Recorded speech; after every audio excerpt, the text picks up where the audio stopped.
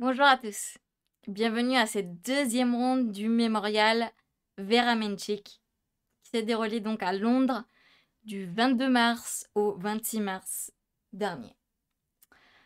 Alors, lors de cette deuxième ronde, j'affronte la grand-maître mixte Ketevan Arakamiagrand.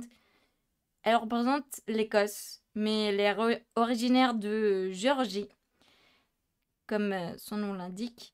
Et puis, malheureusement, je double les noirs. Alors, je double les noirs contre deux adversaires mieux classés que moi, hein, puisque Katie Arakamia Grant, elle est 2290 Hello. Donc, mieux classée que moi. Et en plus de cela, elle a les blancs, donc c'est une tâche très difficile que j'ai là, d'affronter littéralement les... Alors, il y avait aussi Harriet Hunt dans les mieux classés que moi à ce tournoi. Harriet Hunt qui était 2315, un truc comme ça. Et il se trouve que j'ai aussi eu les noirs contre elle. Donc vraiment, j'ai eu les noirs contre les trois mieux classés que moi dans ce tournoi. C'était d'ailleurs contre la cinquième du tournoi aussi. Donc vraiment, j'ai eu les noirs, littéralement contre tout le monde, hein. Et particulièrement lors de cette deuxième ronde, puisque donc j'affronte Katie Arakamiagrant avec les noirs. Alors, c'est une joueuse de E4. C'est donc tout naturellement que je décide de répondre à son E4 par la même chose que le matin même, à savoir C6, la Caro-Kann. Ok, donc j'ai vu qu'elle n'avait pas vraiment tant de lignes hyper tranchantes que ça sur la Caro-Kann. Donc je me suis dit, bon ok, de toute façon on va pas inventer l'eau chaude, hein. Et ok, je me suis dit, on va avoir juste une partie normale et puis gagnera qui sera la meilleure tout simplement. Elle a joué des 4, j'ai fait des 5, elle a fait E5. Caro-Kann d'avance, déjà je crois que je m'attendais pas forcément à la Caro-Kann d'avance.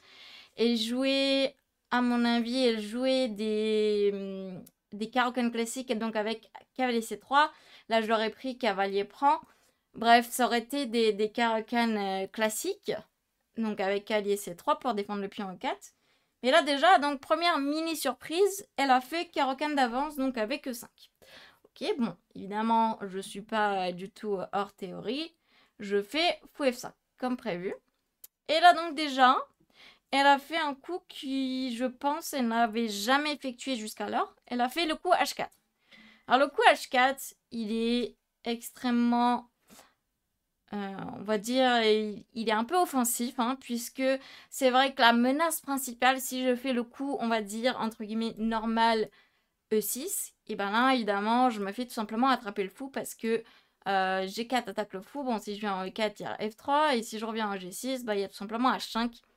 Le fou n'a absolument plus de cases. Donc évidemment, je vais pas faire le coup normal E6, mais sur H4, j'ai répondu par H5.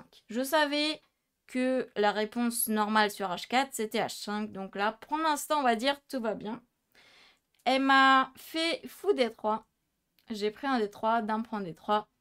Et là, donc, j'étais encore dans les sentiers connus, puisque j'ai fait le coup dame à 5 échecs. Alors, le coup dame à 5 échecs, ça vise à tout simplement, sur un coup comme fou D2, à venir mettre la dame en A6 et à contrôler cette diagonale de façon à rendre le petit roc un petit peu compliqué pour les blancs.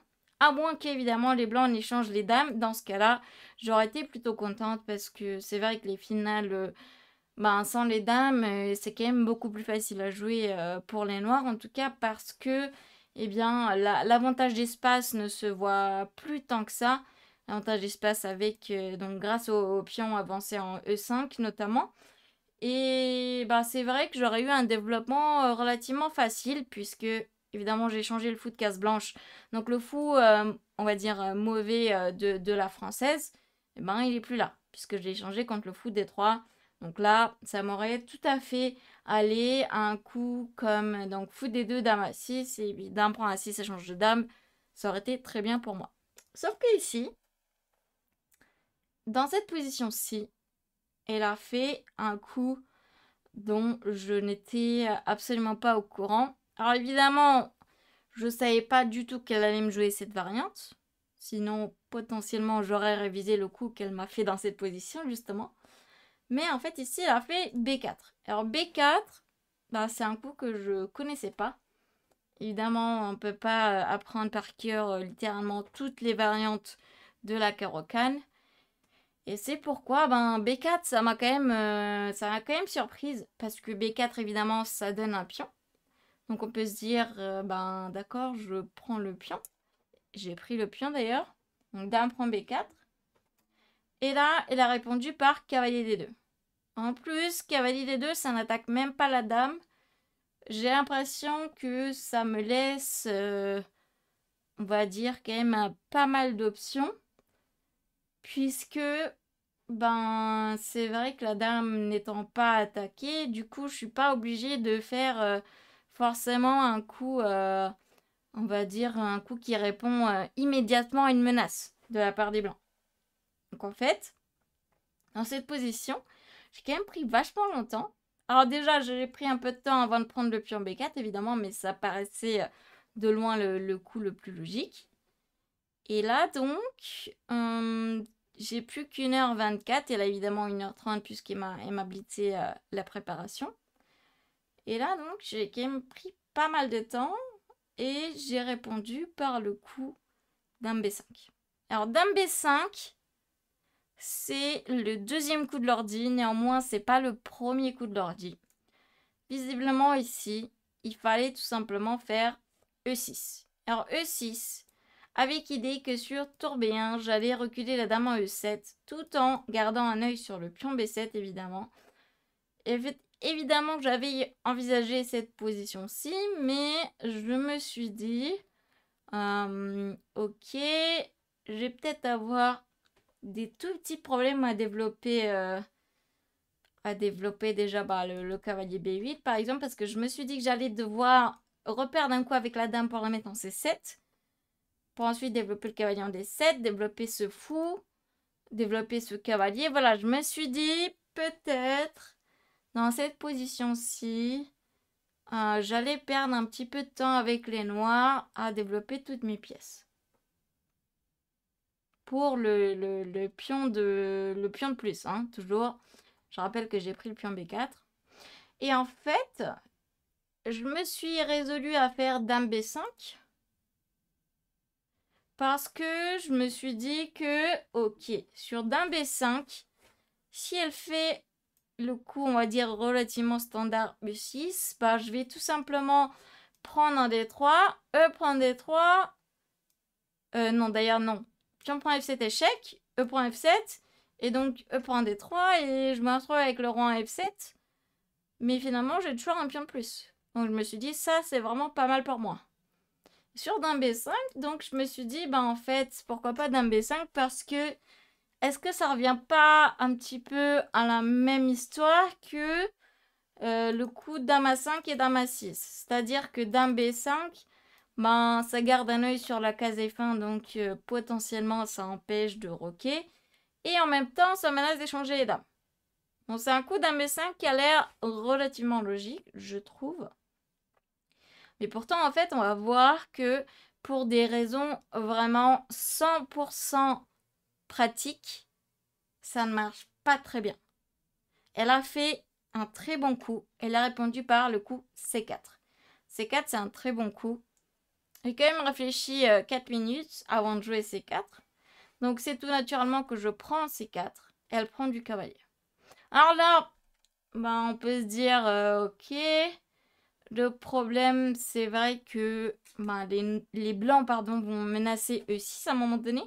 Et dame B6 échec et des trucs comme ça. Donc évidemment, j'ai pas envie de laisser faire E6. Donc c'est tout naturellement que je fais E6 moi-même. Très logique. Cependant, le problème de E6, c'est que comme vous le voyez, ça affaiblit un tout petit peu la case D6. Moi, je me suis dit, ok, certes, c'est pas très grave puisque Par exemple, l'autre cavalier blanc, il met 1, 2, 3, 4 coups arrivés en D6. Je me suis dit, j'aurai le temps de m'organiser d'ici là. Sauf qu'en fait, c'est quand même pas si facile que ça et c'est quand même beaucoup plus concret que ça en a l'air. Puisque là, donc, elle a joué cavalier 2, qui est le meilleur coup. Là, ici, ben, c'est vrai que j'ai encore pris pas mal de temps. Parce que c'est pas facile de savoir quoi faire non plus. J'ai joué cavalier à 6. Alors, le but de cavalier à 6, c'était de placer éventuellement un cavalier B4 intermédiaire, donc attaque la dame. D'ailleurs, il y a eu cavalier C3 attaque ma dame, mais cavalier B4 attaque sa dame. Évidemment, sur cavalier prend B5, je prends un D3 avec échec, puis ensuite je reprends B5, j'attaque l'autre cavalier. Évidemment, c'est pas du tout ce qu'on a envie de faire avec les blancs. Donc, dame E2, c'est tout à fait logique. Et là, donc, j'avais prévu dame à... Oups, pardon, excusez-moi. J'ai cliqué sur la mauvaise flèche. Et donc là, tout naturellement, j'ai prévu dame à 6. Alors, dame à 6, je me suis dit que c'était quand même plutôt bien parce que ça gardait le cloche sur le cavalier C4. Et si évidemment ce cavalier se barre de C4, bah, ça m'allait parfaitement d'échanger les dames en E2 justement, puisque ben, c'est vrai que pour l'instant, certes j'ai un pion de plus, mais bon, j'ai pas encore eu le temps de roquer, j'ai pas encore eu le temps de mettre mon roi à l'abri, donc forcément, il y allait y avoir certaines compensations. Je ne savais pas encore, bah évidemment, je n'ai pas du tout l'ordi pendant la partie, donc je ne savais pas du tout à quel point il y avait des compensations pour le pion. Mais voilà, je me suis dit que dans tous les cas, le fait de garder la dame en A6, qui garde un œil sur E2 et échanger les dames, bah voilà, ça allait pas être mauvais pour moi. Donc elle a fait le coup hyper logique cavalier E4, et là déjà, j'ai quand même pas mal de choix dans cette position-ci. J'ai le choix entre des coups auxquels je les ai vraiment tous considérés. Donc il y a le coup grand roc, qui semble relativement naturel. Il y a le coup tour D8, donc sans mettre le roi en C8. Et il y a le coup cavalier H6. Alors ces trois coups-là, c'est les trois meilleurs coups de l'ordi dans cette position-ci. Mais il y a quand même une différence. Quand même des différences notables. Alors, tout d'abord, analysons Grand Rock, auquel j'ai pensé pendant la partie. Donc, Grand Rock, je me suis dit que sur cavalier D6, j'allais devoir prendre. Cavalier prend. Et là, j'allais devoir sacrifier la qualité. Ok. Bon, on comprend bien que sur pion prend D6, là, je vais tout simplement, probablement échanger les dames. On reprend. Et là, je ne savais pas vraiment comment évaluer cette position. Et en fait, ce qui m'a un petit peu refroidi, donc je pensais faire cavalier F6, mais je pensais que, bon, déjà, peut-être pas le coup x3 tout de suite, mais peut-être un coup comme genre A4 d'abord et ensuite x3. L'idée de x3, c'est que tout simplement, je vais venir défendre ce pion D6 avec mon fou à A3. Et je me suis dit que ça allait pas être clair du tout. Alors, par exemple, tour B1 d'abord, attaque ce cavalier. Donc, cavalier D5, hyper logique. Bon, la menace par contre, cavalier C3, échec, fourchette. Donc, roi D3, hyper logique également. Et là, donc, par exemple, je sais pas moi, un coup comme roi D7. Oula, non, roi D7, il y a tour prend B7, c'est pas bon du tout. Un coup comme par exemple, bon disons B6, justement avec idée roi D7. Ben là, je me suis dit, ok, si les blancs font x3, peut-être G3 d'abord même. En fait, je me suis pas rendu compte à quel point c'était vraiment pas facile de faire x3.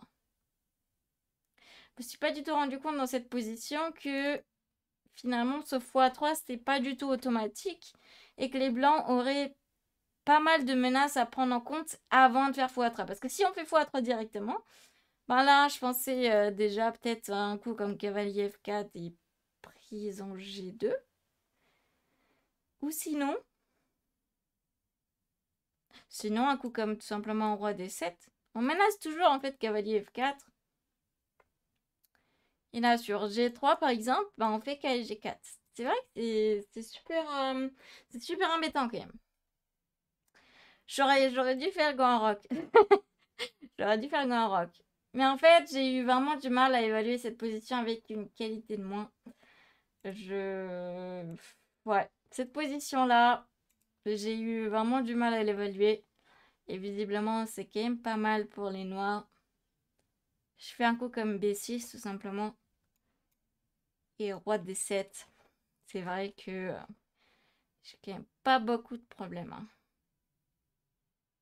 J'ai eu du mal à comprendre ça.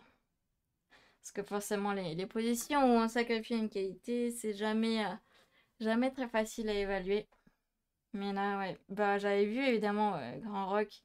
Je me suis dit que j'allais devoir lâcher une qualité et que bah, les blancs se retrouvaient mieux parce qu'ils arriveraient à défendre le pion avec x3. Mais finalement, x3, c'est pas un coup qui est facile à faire. Ok, bon. À la place.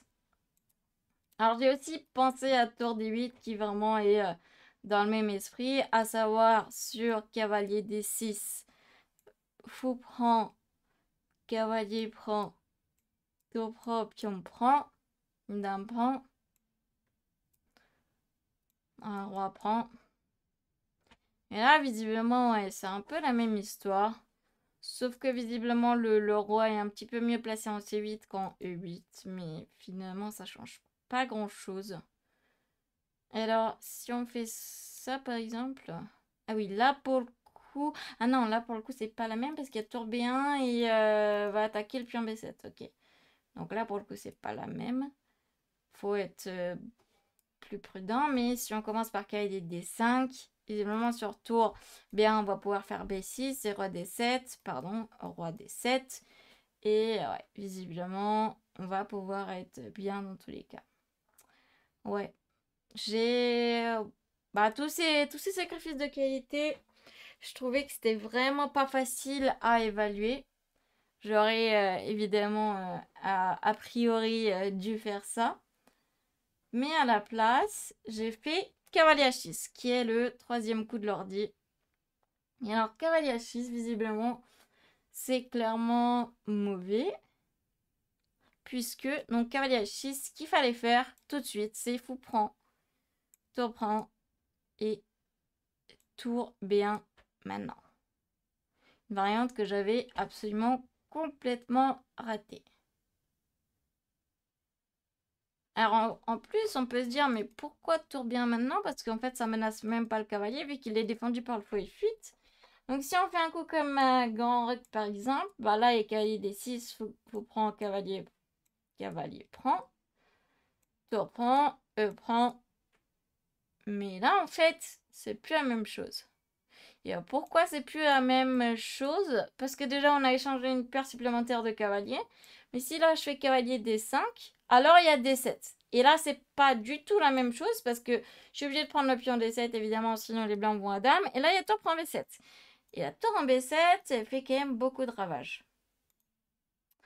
Donc, c'est vrai que là, cavalier H6, sur fou prend H6, ça aurait fait vraiment mal. Fou prend H6 et tour bien directement, ça aurait fait vraiment mal. Mais à la place, elle a pas fait ça, elle a fait cavalier D6 échec. Bon, qui paraît cavalier ED6 échec, qui paraît vraiment hyper logique.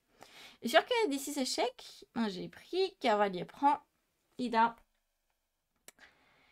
Et là, ben, j'ai littéralement deux cases,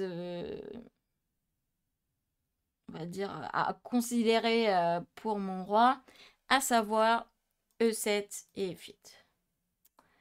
Et alors, malheureusement, j'ai choisi la mauvaise case, puisque j'ai absolument pas imaginé que la suite de la partie allait arriver sur roi E7. Roi E7, ça paraît logique parce qu'on se dit, ok, d'accord, je mets mon roi au centre, et ben, mon roi en E7, il va être meilleur parce que je vais pouvoir ramener mes tours tout de suite, blablabla. Bref, mon roi en E7, il est pas mal du tout. En plus, sur fou G5, je me suis dit, je vais faire F6, et en fait, il n'y a rien du tout. Effectivement, c'est vrai. Mais les blancs ici ont très bien réagi. Par le coup, faut prendre un 6. Ok, donc je prends de la tour, pas trop le choix. Et là, les blancs ont fait un coup que j'avais malheureusement complètement zappé. Mais genre complètement. Ça m'était entièrement sorti de l'esprit. Les blancs ont fait le coup tour B1. Alors, tour B1, ça me met carrément dans le pétrin. Ça me met carrément dans le pétrin parce que, en fait, le tour prend B7 est finalement absolument inévitable. Alors certes, je peux donner un petit échec en D3. Malheureusement, ça fait absolument rien du tout puisqu'il y a roi D2. Et là, mon cavalier en D3 qui a attaqué. Ça m'apporte pas grand-chose de donner cet échec en D3. En fait, déjà ici, malheureusement, c'est complètement fini. J'ai complètement raté ce coup tour B1. Sinon, bah, probablement que j'aurais joué roi F8. Mais c'est vrai que, ben, ouais, juste, j'ai pas... J'ai... mine de rien, j'ai pas envisagé tour B1 tout de suite. Évidemment, enfin, ça paraît entièrement logique, mais je me suis dit, ok, la menace de cavalier D3 échec est tellement forte que elle va être obligée de prendre un 6 et de faire quelque chose contre ce cavalier D3 échec. Bref, ça n'a pas du tout été le cas. Et là, donc, sur tour B1, c'était la douche froide. Puisque, ben, tour B1, attaque le cavalier. J'ai malheureusement pas une grande ressource pour le défendre. J'aurais pu faire, par exemple, dame à 5 pour défendre ce cavalier. Il y aurait eu petit roc. J'aurais pu faire B6. Mais là, déjà... par exemple, un coup comme même dame F3, attaque F7, attaque C6. C'est déjà archi mort, malheureusement. Donc ouais, sur tour B1, c'était la douche froide. Parce que, malheureusement... Alors j'avais envisagé ce coup, mais après... Dame prend A6, cavalier prend A6. Je me suis dit, ok, bah, tour B1, bah, c'est pas très grave, je vais jouer B6. En fait, j'ai pas du tout envisagé ce coup à ce moment-là de la partie. Ça m'était complètement sorti de l'esprit. Et donc, bah, une fois que j'ai vu ça arriver sur le chiquet, je me suis dit, oh non. Non, non, non, non, non. Non, non, non, non, non. Mais pourtant, bah, ouais, c'est juste perdu en fait. C'est tout simplement perdu parce que mon rang est 7, mine de rien. C'est pour ça qu'il est extrêmement mal placé parce qu'il y aura tour pour cet échec. Le roi qui va être obligé d'aller en F7 et je vais ensuite également prendre le pion et également perdre le pion F7. Donc, d'un point cavalier D5, tour point B7, roi F8, cavalier prend F7, tour G6, cavalier G5. Bah, ça, le problème, c'est que j'ai un pion de moins, mais la tour G6 ne bouge tout simplement plus. Lui est faible, lui est faible, lui est faible, lui est faible. Bref, vous avez compris, il n'y a absolument plus rien à faire dans cette position. J'ai essayé tant bien que mal de continuer à me battre. Tour prend 7, tour B8 pour essayer de créer quelque chose. Tour B2, roi F3, je fais cavalier E7. Et là, elle a fini la partie par tour A8. Évidemment, ma dernière rangée était restée sans défense, mais dans tous les cas, c'était tout à fait perdu. Donc j'ai abandonné sur tour A8 échec. Bon, bah c'était... franchement, je suis un peu dégoûtée de cette partie parce que j'ai eu l'impression de pas avoir joué. En fait, j'ai eu l'impression que, ouais, après dame prend B4 et cavalier D2, ben c'est vrai que j'aurais carrément pu choisir E6 et dame E7, etc. Mais voilà, je l'ai pas fait. Choisi dame B5 à la place et j'ai l'impression que je me suis carrément fait enchaîner après. Alors certes, elle a réfléchi et tout, donc c'est qu'elle a quand même trouvé les bons coups sur l'échiquier. Mais en fait, ouais, ce qui fait vraiment chier, si je puis dire, c'est que j'ai l'impression que j'ai pas vraiment pu prouver ce que je valais, vu que c'était une nouvelle ouverture pour ma part, et je connaissais pas ce B4. J'ai l'impression que si j'avais connu ce B4, ouais, ça aurait pas été la même chose, et j'ai un peu la haine de pas avoir pu prouver ce que je valais dans cette ouverture, et même en général, hein, j'ai l'impression que c'était quand même une partie où j'ai pas vraiment existé, et c'est vraiment très désagréable comme sensation. Donc, ouais, après cette deuxième ronde, je me retrouve à 0/2. 0/2, ça fait vraiment très peu plaisir, comme vous pouvez l'imaginer. Bon, c'est 0/2 néanmoins contre deux joueuses très fortes, plus fortes que moi en Elo en tout cas. Voilà, objectivement, c'est pas non plus une catastrophe, mais le fait de pas vraiment avoir pu jouer dans la deuxième partie, ça m'a quand même mise de très très mauvaise humeur. J'étais très triste à la fin de la première journée, évidemment, vous pouvez l'imaginer pourquoi. Et ouais, c'était quelque chose d'assez difficile à surmonter pour moi, je vous l'avoue. 0/2 dans un tournoi fermé, ça fait vraiment jamais plaisir. On se dit que purée, même si j'ai bossé et tout, ça a servi à rien, encore une fois, voilà. Bref, voilà, vous pouvez imaginer ma détresse à la fin de cette deuxième ronde.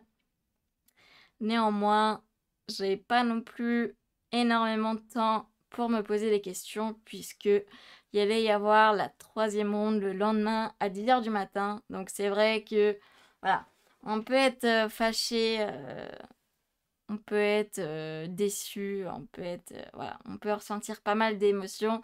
Le fait est que le lendemain, quoi qu'il arrive, il allait y avoir la ronde 3 à 10h du matin. Donc, en tous les cas, voilà, fallait quand même être prêt. Et évidemment, je vais bien sûr analyser la ronde 3 pour savoir si j'ai réussi à me relever ou pas.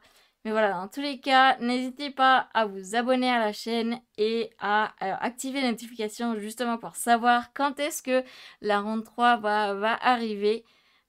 Elle devrait arriver normalement d'ici un jour, d'ici 48 heures en tout cas. Mais voilà, c'était une épreuve très difficile pour moi, et n'hésitez pas m'envoyer de la force dans les commentaires. Même si le tournoi est passé, c'est vrai que c'est jamais facile de se prendre deux défaites de suite.